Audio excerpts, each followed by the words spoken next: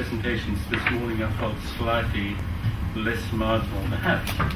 And one connecting issue is really that notion of what do we look at first? Do we look at the social, or do we look at the technological?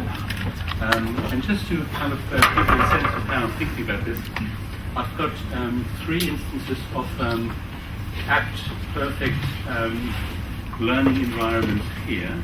Just kind of set the brain for how I want to talk about that. So here's, well, first of all, in treating learning as a social category. And so it entails, implies or projects the kind of social in which it exists or in which it's defined. And so my overall question, a little bit like the 2 this morning, is what is the social, which is entailed in our academic imagining of this particular learning environment, and somewhat differently, what is the social that we wish to project in our intellectual projects. Academics are a bit like dentists, I think. They just have a kind of a job to do, whereas intellectuals are sort of people who think about the society in which they act, and the 2 things might not necessarily coincide. So we may want to know something about, from an academic perspective, about how this technology functions, and we might think from an intellectual point of view and a political point of view, is this really what we would like? Is the trend on which we're embarked the trend on which we want to continue? So I've got a not very good image, and you probably can hardly, I just stole it from Google. It's meant to be a medieval lecture. There's somebody sitting on, it's a well-known image, somebody sitting probably somewhere in Florence on a chair, ex cathedra, and others are around. It's an ecclesiastical setting. That's important. The framing and what is being kind of communicated here. It's important. There's a community. There's a very strict relation which is indicated in the image. Another, moving on at least 600 years, would be something like this, a perfect learning environment for its time. Those of you who have read that wonderful book by the English historian E.P. Thompson, The Making of the English Working Class, will know exactly what is entailed here, namely this is how the working class was made in part. The education system which is shown here fitted perfectly with the purposes for which that education was intended. So there's a fit, a match between the social there and the pedagogic, and of course also the social and the curricula.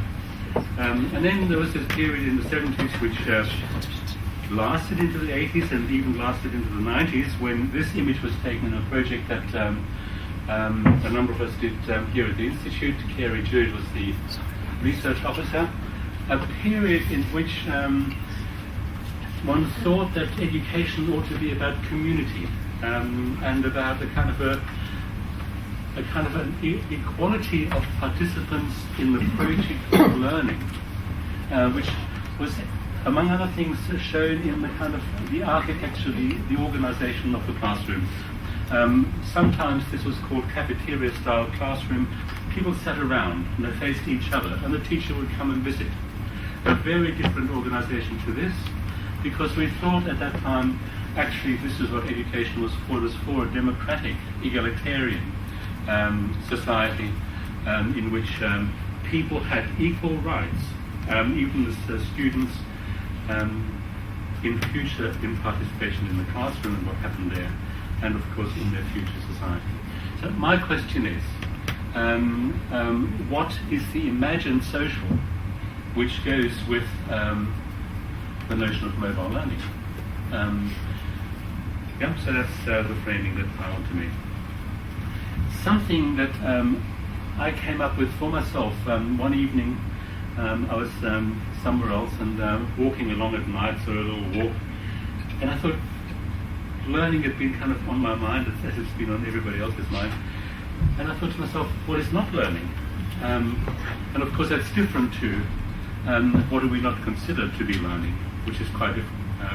which is kind of a socially, conventionally, institutionally kind of decided thing that anything which happens in that sort of thing isn't actually learning.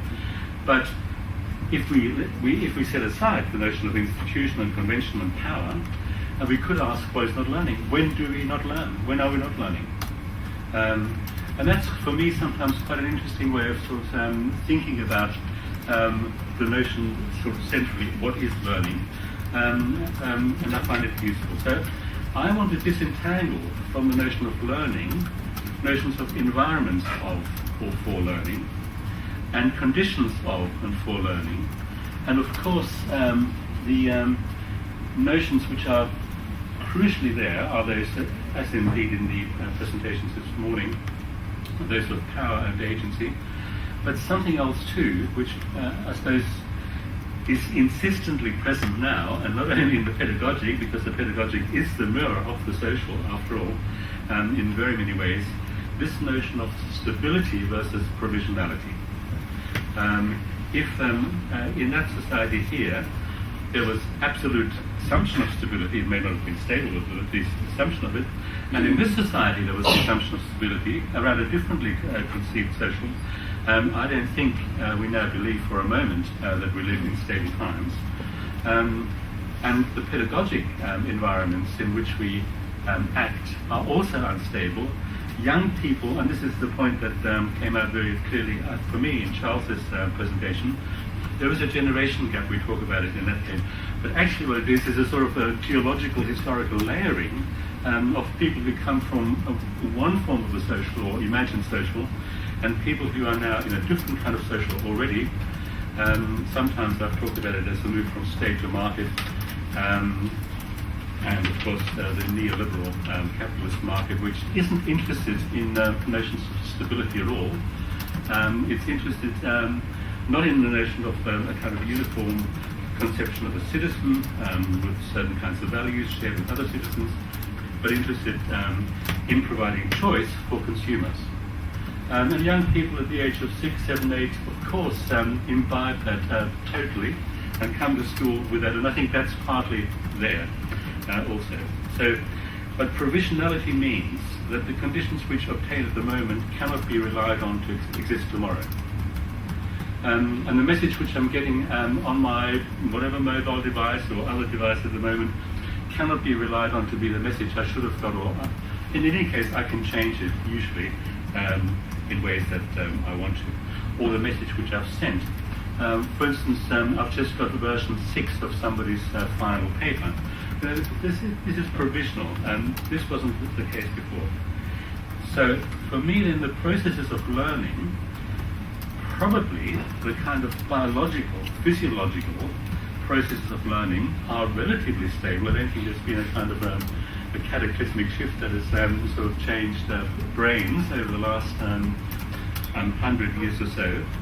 But the environments of learning, and therefore, of course, the conditions to which we, as biological beings, adapt ourselves, and therefore shape things that we call it, as I've got at the bottom here, the outcomes of learning, the mind or habitus or cultural capital or skill, they of course are responses by that physiological, biological entity of brain to the utterly social environment in which we as material beings act. I'm interested in how one can get signs of learning. Traditionally, and it's a criticism of the kind of work which I've done frequently, I say something about, this kind of thing, this is a child just produced, somebody says, well, did you ask? And I say no. The notion has been that you get to the truth of meaning by asking the person who's produced the meaning. I don't think that's the case. I think one gets a new kind of stuff out of which other sorts of data might be produced. But I do think that we might attempt to get different, what I call science of learning, and I'll show you what I mean by that. So what's the problem as far as I'm concerned? I think that multimodality, framed in the theory of social semiotics, that is the theory which is focused on meaning, and of meaning being socially made and socially always working in a social environment, provides us with tools for answering some of these issues. So, a non-recognition of learning. A child has done something in a classroom or anywhere for that matter, and we look at it and it doesn't kind of make sense to us, and we can easily then say, I'll scratch that up and throw it away because that certainly isn't learning. Or, very frequently, conventional judgments are made about what learning ought to be or ought to have been, and we can say you got this wrong in whatever polite or impolite form.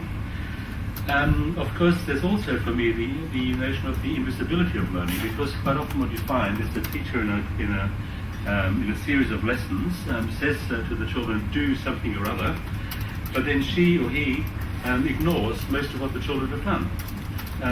So something has been invisible, because I suppose in part, as we all know, in Western societies we've been focused very strictly, narrowly, on certain forms of representation and ignored other forms of representation. That's just touching, or that's just a gesture, or that's just a something. The just is usually the giveaway. And then, of course, there's learning outside frames, and I've called it here the attempt to naturalize learning. So, when I, for instance, left school at the age of 14 and became an apprentice, the people who were kind of masters or journeymen knew that a good tradesman is born, not made. Yeah? So you naturalize ability. Nowadays I've met it with, or before I met it with journalists, attempting to introduce a course of journalists. The kind of hard-bitten journalist said, well, you can't teach journalism because a good journalist is born, not made. Surgeons are born, not made. Novelists are born, not made. It's what I call the naturalization of learning.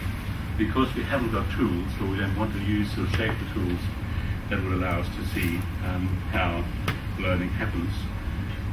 Maybe 90% of all situations in which actually, or maybe more than that, in which we are learning. And then there is this problem of which I've called here compacting rather than analyzing, so making new labels. So informal learning for me is a new label which provides seemingly an answer to an issue, which of course is simply covered over as a kind of a sticky kind of plaster you stick on the problem, and we know what informal learning is. Now, in the two presentations this morning, that obviously was not the case. Both people said, let's look at what this might be about and what the continuities between the two are. But maybe you know what I mean. The sort of quick, of course, in academic careers, it's very important sometimes to be first off the starting blocks in naming a new kind of learning, and I think it's not a good strategy. So that's the problem that I would like to begin to tackle. What are the tools, both in what ways are meanings made, which are not usually in the mainstream, of the recognition of where meaning is made, and secondly, so through what means are meanings made, and secondly the notion of how is agency shown by somebody who is actually making something, rather than, as it were, acquiring or some other metaphor of the sort of thing you do in the supermarket with stuff on your trolley. So here, I apologize to many of you who've seen all of these examples or most of them before. And here is one of these instances where you can say this is not learning. A child does something, it isn't easily kind of clear what the child has done, and we can kind of take a conventional view and say, well, this isn't recognizable to me. Rather than saying, I haven't got the lenses, let me try and race away and get the lenses and allow me to see what this is about, we say, that's not learning. Or here, in this case, where a science teacher, he had asked the class to prepare a slide to put under a microscope to see how cells looked in the epidermis of an onion.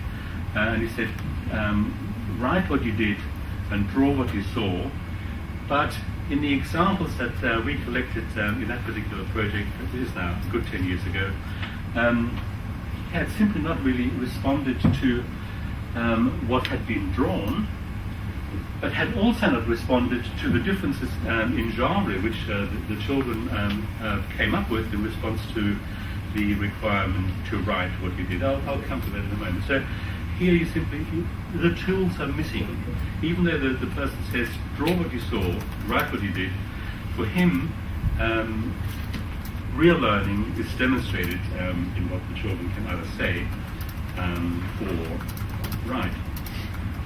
Or here, in work I've been engaged with over the last 5 years or so, in how surgeons learn to become surgeons, or medical trained people learn to become surgeons, where much of what is learned is not learned by overt instruction, but mimetically. You do it in mimesis. You kind of imitate what somebody else does without even being aware that you imitate. So here, the hand you see on this person's tummy is that of a third-year medical student who is doing an operation which might either be the removal of sebaceous cyst or the repair of a hernia. At this moment they're not clear, this is why there's a feeling about it. So touch, of course, is a means of making meaning, getting meaning. It is not imprecise, but at the moment we don't have sort of the tools really to make those kinds of things, bring them into the foreground and make them overt. So the question then is, what can be recognized as semiotic work, which can be seen, from one perspective at least, as having been about an engagement with the world which leads to a change in what the person understands and knows and can do after that engagement with the world, in other words, learning. Who does or can or will recognize what? The issue of power. The issue also of community, because these things are very specific to communities. They're not kind of wildly and carelessly or randomly distributed. These are tools made, fashioned by practices and understandings, fashioned by social groups, making their own cultural resources. So it's a question of tools, institutions, convention and power. And the two factors, as I said, which I have in mind are, on the one hand, agency, who is doing what, and is it recognized? And what is this person doing something with? And do we have means, for instance, with this touch? Is this touch the right kind of touch, or does it lead to the outcome that you want or not? So agency and modes. Modes is for me the resource for making representations, a little bit like both the speakers this morning hinted at. Social semiotics, as I say, concerned with meaning, but meaning always seen as arising in the social, with its focus on agency in the making of science, in the making of meaning, and multimodality, a focus on the range of modes which are used in the society as cultural resources, both for making science and for making meanings. And these issues here for recognition, who does what kind of work, the notion of agency, of semiotic work. I regard semiotic work like work. If you get out the spade from the garden shed and you dig in the ground, that's work. It has an effect on you, on the worker, it has an effect on what is worked on. The garden, it has an effect on the tool, which kind of becomes shiny or has a little chink cut out of it because you hit a stone. So semiotic work is work, and work brings about change, and change produces meaning. So semiotic work which produces science, in this case from this perspective of learning. What are the means? The semiotic materials for me are these modes, the visual, the gestural, the positional, the motion that I engage in a particular way, of course speech, of course music, of course writing, but other tools too, such as, for instance, the genres. So in the one, the science experiment, the young person, 13-year-old young woman, used a genre of procedure. The person, one of four, she was one of four working around this slide and microscope. Another one used to recount. Now, to the science teacher, that's a kind of an immaterial thing, because he's interested in what they know. But what they know can only be demonstrated in a particular kind of realization. And the procedure is very different to a recount. A recount says, these are the things that happened in this particular order. The procedure says, these are the things that should happen in order for there to be replicability. So these are sort of tools which are absolutely central to the science teacher, but they're not used because they're not part of what the tool set that science teachers get in learning to be science teachers. And then there are other social semiotic features, of course, lots and lots of them, such as, for instance, the kind of voice. Anybody who hears me speaking at a distance or over the phone will know that I'm a man, that I'm a certain age, will probably make assumptions about where I come from, socially and regionally, all kinds of things. All of these, of course, come into a bag of tools for allowing us to make assumptions about what's going on. So here, for instance, I mentioned proximity versus distance. Proximity as a metaphor is, of course, a different stance to power than distance is to power.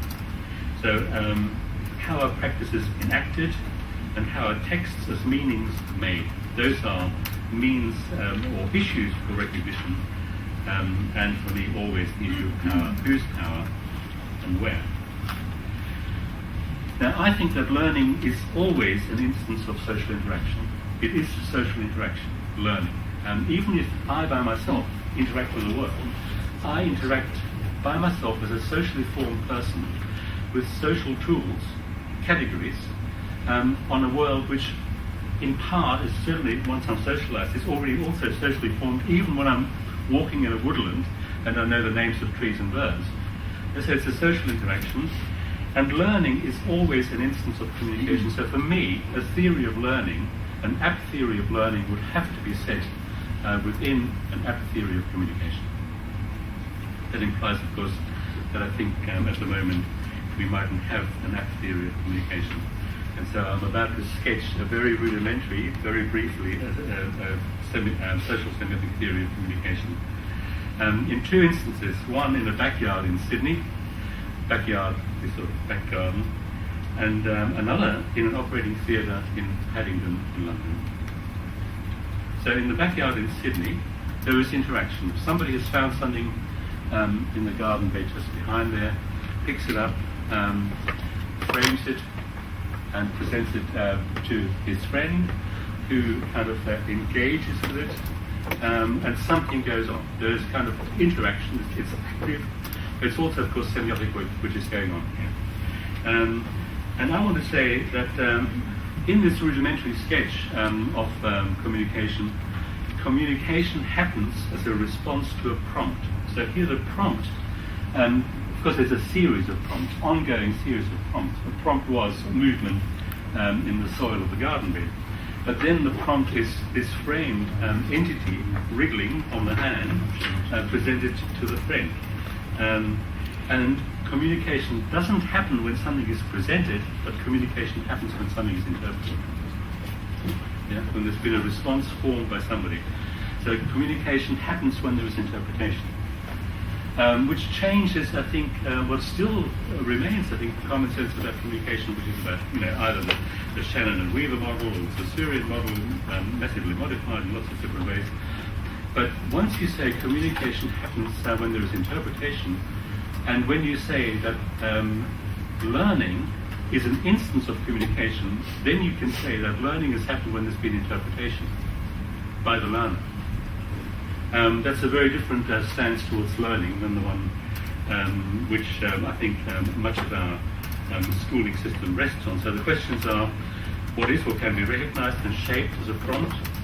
What is the prompt and who prompts? Whose interest is at work? What power is at issue?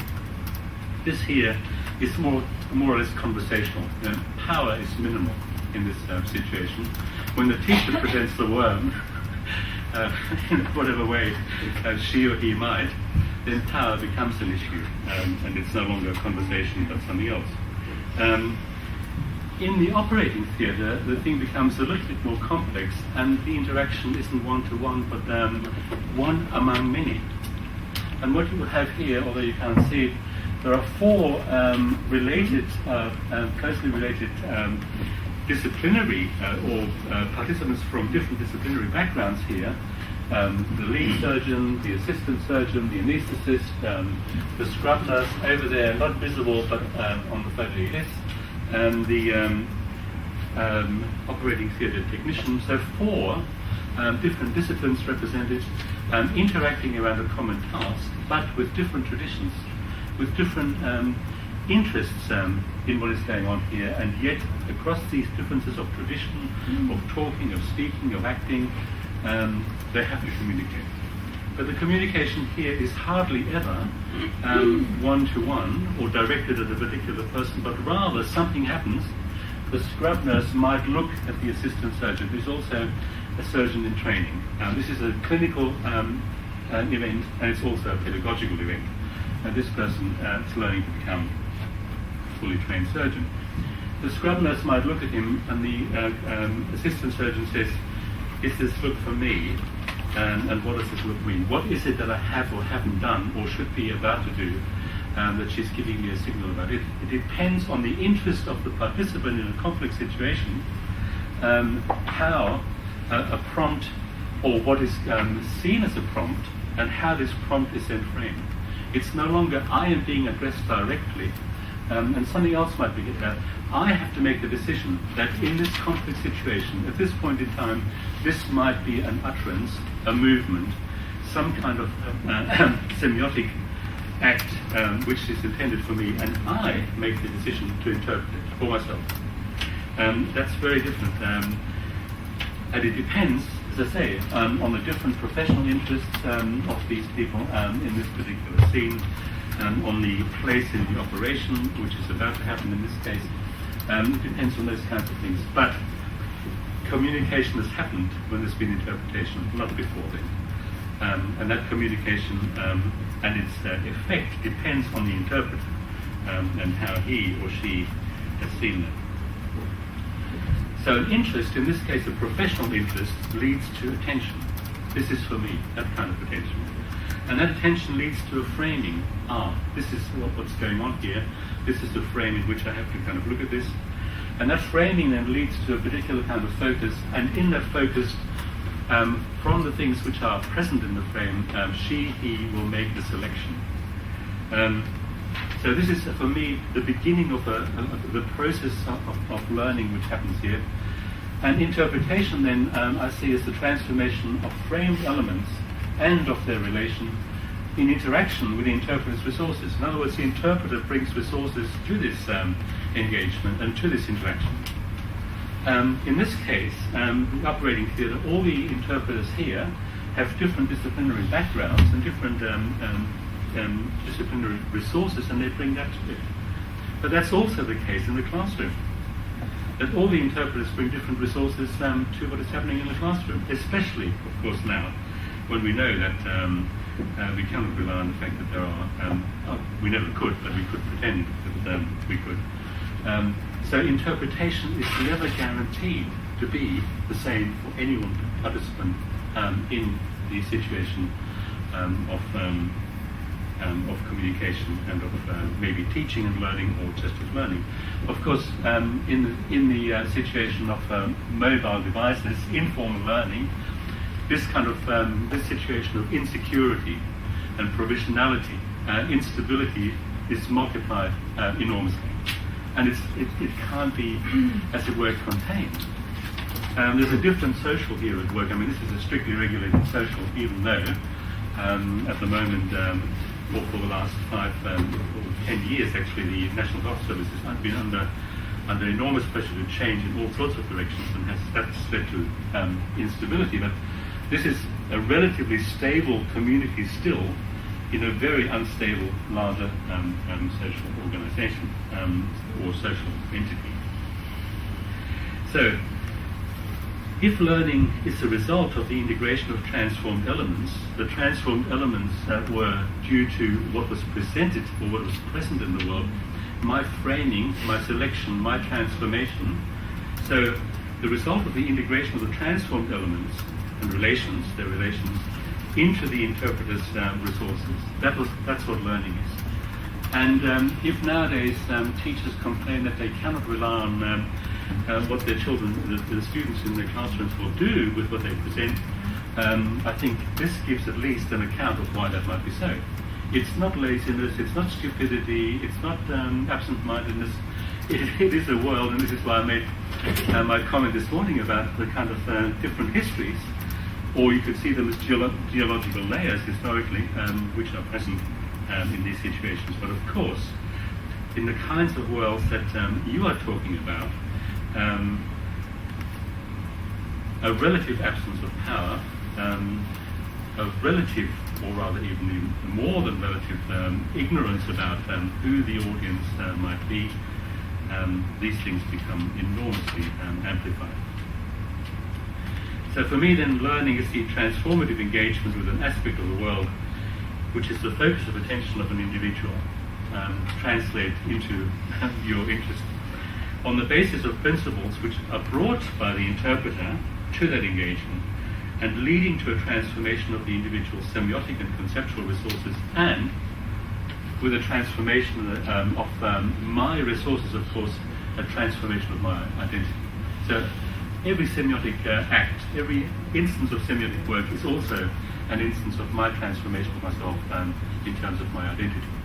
So these things are kind of inextricably interwoven, they cannot be kept apart. What we can do is change our focus. I'm interested in learning, I'm interested in identity for the moment, or I'm interested in something else. So the making of subjectivity and identity for me is really the larger kind of framing for all of this. And how do we think about that now, given the kind of social that we have to deal with? So I think one has to look very, very closely at what I call environments for learning, and they come in every conceivable shape or form. A textbook, not a textbook, a book for 7 to 11 years old from 1927 called The Boy Electrician, meant to stop boys from killing themselves with electricity.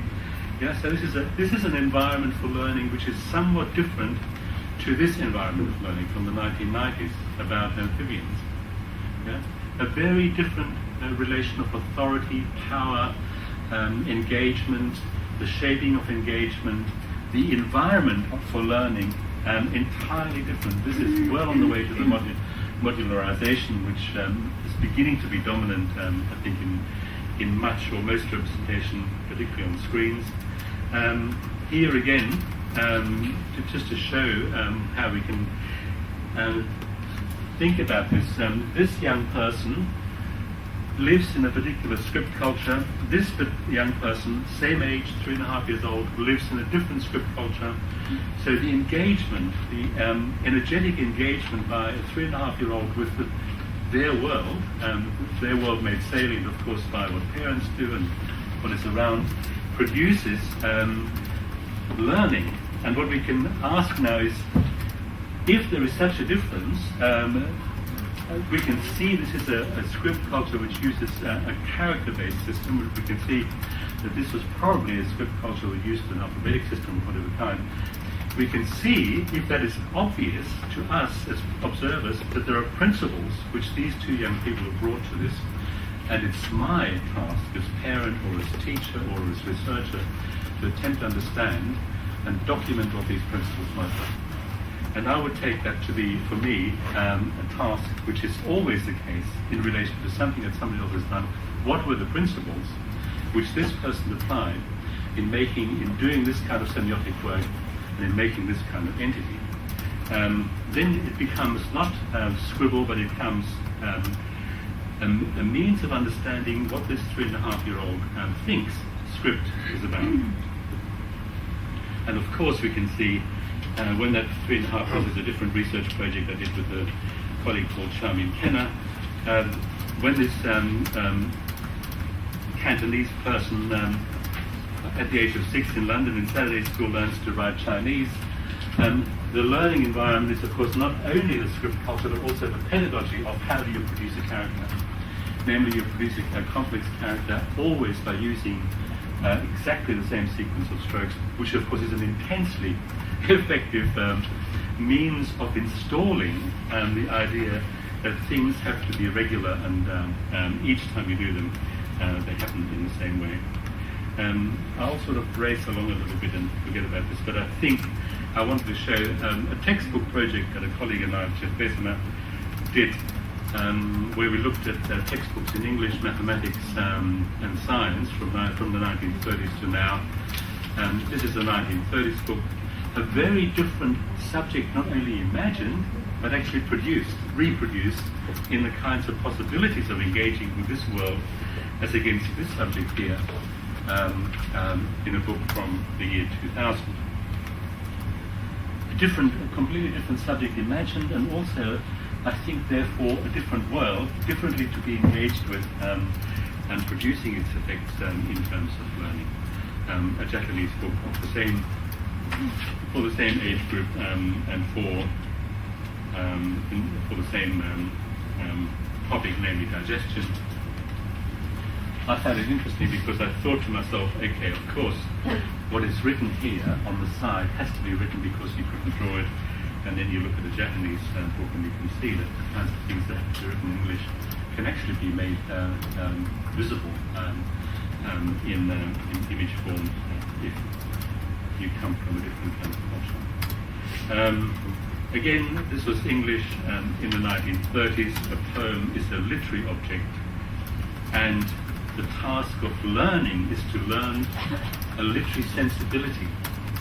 In the year 2000, a poem has become a pedagogic object, and you can be asked questions about it in terms of history, in terms of journalism, in terms of all kinds of things.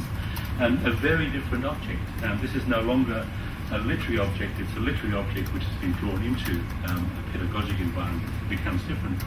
And then we expect still that people who meet poetry, because after all we are teaching poetry, should end up with a literary sensibility. You can see how the means of recognition are sort of simply somewhat out of kilter with what we're intending.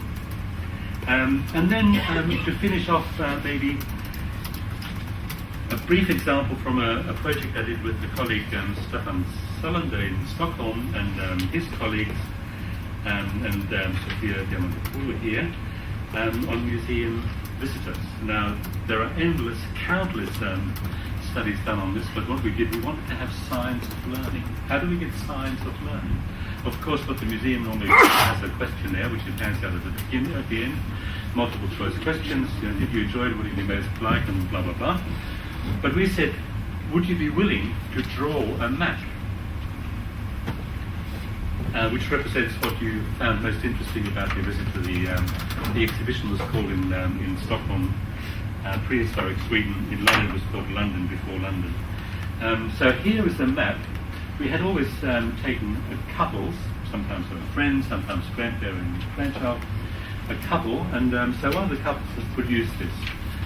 She's produced the maps, a few more rooms on the map than there actually were, and she's populated them with writing.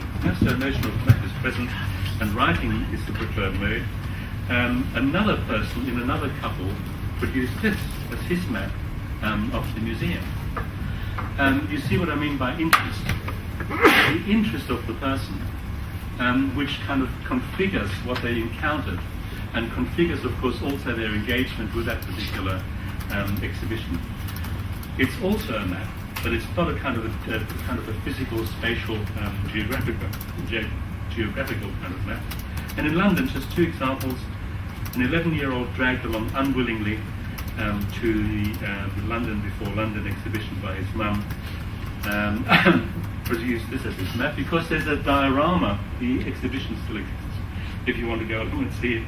A diorama which says that on the present side of Heathrow Airport there was a very large Neolithic site, and to show that there was a model of an aeroplane which his interest grew into. But two 18-year-old German women who came to London for a week to learn something about England produced a different map, namely this. In other words, it's the same, seemingly the same curriculum, it's the same learning environment, but it's the interest of the people who engage with that environment which produces what they take away. Of course, this is only a snapshot. They will have had other kinds of experiences too. But if we I mean, it's a commonplace now that learning and teaching should be learner-centered.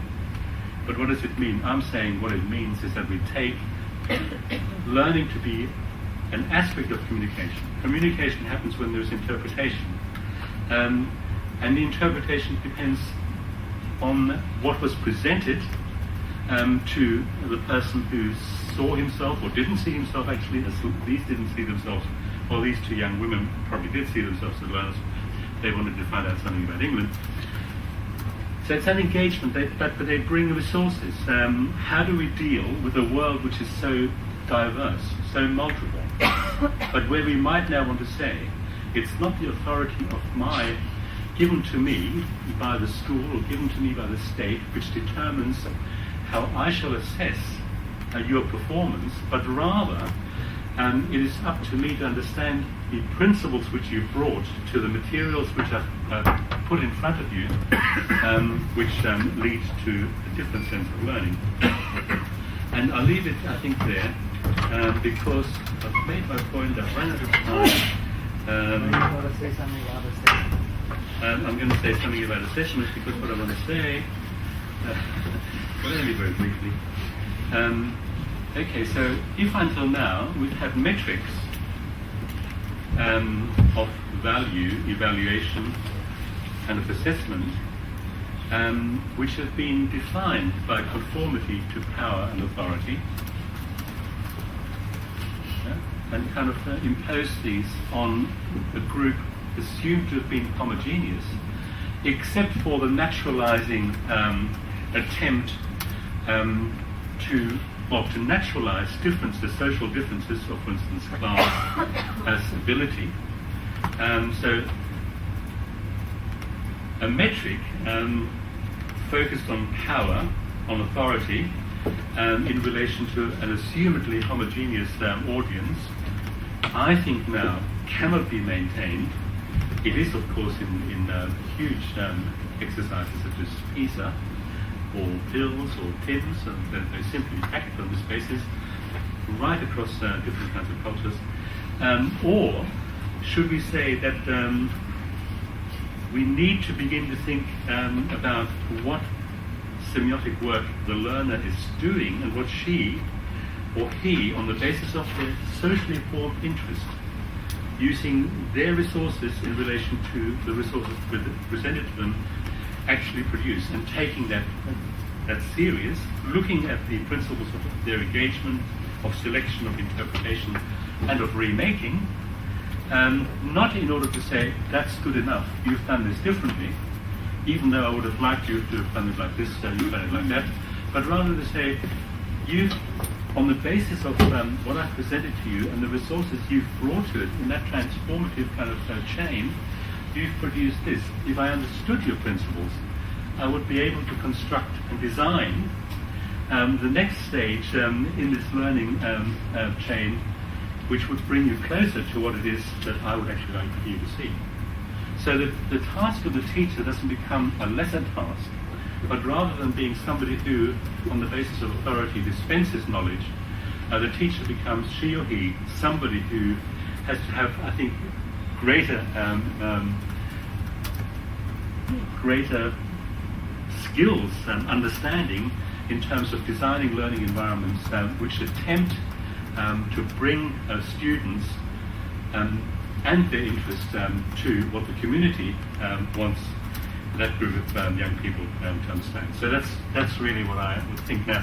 How that works out in relation to the kinds of communities you're thinking about, with the kinds of devices that you have in mind, well, that's your business. So thank you very much. Thanks,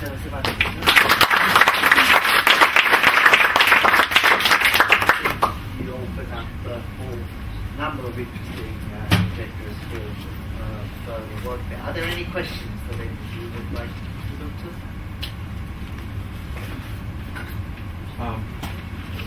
Maybe Gunther, you could express some thoughts on what's social in your opinion. So is it already social when two persons relate to each other during their acts of interpretation?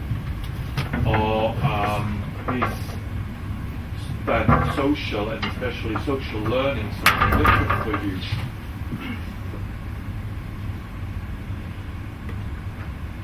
Well, how many words, how many sentences? Not many,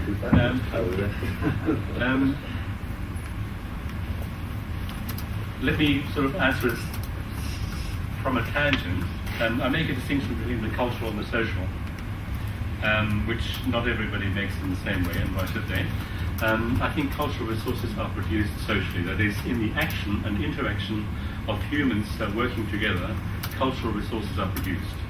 These cultural resources become available to those two or to other members of the community in which they act. Yeah? So the social is actually about interaction in a group which might be defined by having access to an understanding of and use of resources which are produced by that group. So that the cultural resources, in a sense, define and practices define the group. So the group of that operates in the theatre would be defined by me as a social group on that basis.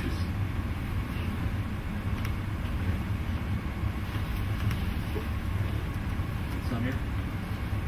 You're still looking puzzled. No, I'm trying to integrate this, but yeah, okay. Well, and the other thing I would say, for me, the cultural is the field of, describes the field of resources which have been socially produced. The social, for me, is the domain of action in fields of power. Yeah, so power is absolutely sort of crucial for me in the definition of the social, and we might want to downplay power. The cultural is the domain in which the resources which have been socially produced are ready for their next use and change. Sonia next, and then Nishi. I'm fascinated by the problem of assessment, which we're struggling to read on your screen. But you pose a stark contrast. If authorities valued learning through interest in the principles of engagement, selection, interpretation, redesign, then there wouldn't be a problem. So in a sense, what you're saying is that authorities want the wrong thing, and if they wanted what you want, then there would be no problem of assessment. And I'm sort of inviting you also to reflect on your presentation of, as it were, the right model as a value-free model. If learning is a social category, and therefore ideologically shaped, then of course my model is a socially and ideologically shaped model. As an academic, I would like it to be closer to the truth than the previous model had been. And I think I can show any number of examples that might lead me in that direction. As an intellectual, I would like a society which, as it were, makes the fullest use of the potentials of those, as maybe the kind of comprehensive school movement in Britain had been in the 1970s and 1980s, of the abilities of those who are there. It's not that there wouldn't be assessment, but the assessment would be different. It would be saying, what principles have you brought? And then we might ask, are these principles useful in getting to, look, this is the kind of thing we would like you to get to. Now, the term recognition is sort of vague. It's vague in English. In German, I don't know, in German there's a term Anerkennung, which means I actually recognize that you have done something, but I think Anerkennung has a positive meaning, but it doesn't, I think, necessarily have the meaning I approve or agree with what you're doing. But I recognize you as somebody who has seriously attempted to do something, and let me engage with that then. And I think it's that which I'm sort of after. And the community would say, we would like the next generation to have these kinds of resources. We have a history of 400 years or more in which we've labored to kind of produce these kinds of values and insights and whatever. We don't want them to be lost. But we don't think we can now impose them on the basis of sheer authority and power, which it seemed to be possible at other times, or it wasn't actually possible because people actually self-excluded themselves, you know, the kind of learning to labour, Paul Willis kind of situation. So it's not that there wouldn't be assessment, it's not that there wouldn't be a sense of a plant cell looks like this, but it would be on the basis of not crush you and do something else, but rather, what were you doing here? And let me understand that, and let's see whether that is suitable, useful for what we want to do. Something like that. Michel? I really like the example of the museum and the maps. And what I was thinking is that the maps you showed represent not just the visitor's interpretation of the museum experience, but also their interpretation of what are you asking them. Yes. And on the other hand, your reading of those maps represents your interpretation of what they have to do. So, again, I mean, it comes back to this question of, you know, so in any sort of act of communication, there is some power reflected, right? And I mean, there's always an interpretation going several ways and bringing in different practices that we are engaged in, you know, in a patterned manner. So. But we didn't say, excuse me, that's not a map, to the 11-year-old, or to the other person, or excuse me, you've got too many roofs, there were only 5, didn't you count? Yeah, we didn't say that. In other words, we didn't fail the visitors. We didn't want to, we didn't have the power to fail them. And maybe in terms of informal learning, that's one of the big things. What do? The school can say you get 6 out of 10, or you get 4 out of 10, or 10 out of 10. But we couldn't do that with these maps because they were all different. They represented that. Yeah? And what we were astonished by what people thought was a map. But not in a negative way, but kind of, yeah, they are maps. They show what you... One final question. Oh, yes. Actually, these are 2 questions. The first one is that in the first 2 images, we can make a representation of the social in which those images are embedded. Would you say something about the social in which social model learning would be embedded? And I mean, how is that social in which social model learning would be embedded? I simply don't know. I mean, what I do know is what people this morning also said, and I'm sorry I couldn't come to the other presentations, but they said actually not everybody communicates with everybody. I mean, there is selection going on, but the selection is actually left to the selectors. So it's a kind of a different kind of arrangement in terms of power. I suppose what I, as a kind of a full stop there, I would sort of say, is this necessarily a direction in which we should go?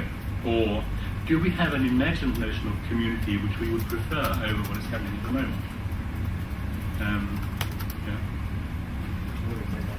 Shaped by commercial interest. So thanks ever so much, Gunther, for spending Thank you. half the hour.